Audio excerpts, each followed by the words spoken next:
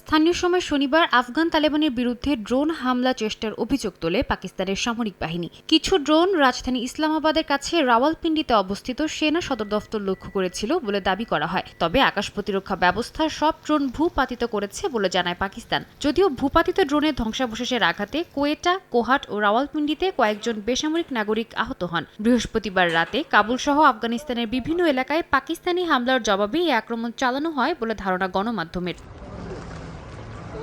হামলার নিন্দা জানিয়ে পাকিস্তানের প্রেসিডেন্ট আসিফ আলী জারদারি বলেন, বেসামরিক এলাকায় ড্রোন হামলা চালিয়ে আফগান তালেবান লাল রেখা অতিক্রম করেছে। সতর্ক করে তিনি বলেন, জনগণের নিরাপত্তা রক্ষায় যেকোনো পদক্ষেপ নিতে প্রস্তুত পাকিস্তান। একই সঙ্গে ইসলামাবাদ অভিযোগ তোলে, আফগান ভূখণ্ড পাকিস্তান বিরোধী সশস্ত্র গোষ্ঠীগুলোর আশ্রয়স্থল হয়ে উঠেছে, যা আঞ্চলিক নিরাপত্তার জন্য বড় হুমকি।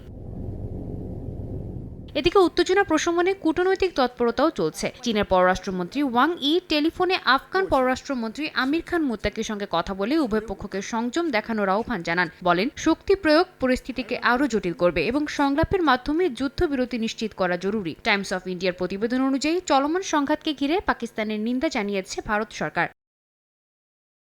সাদিয়া তাসনিম, সময় সংবাদ।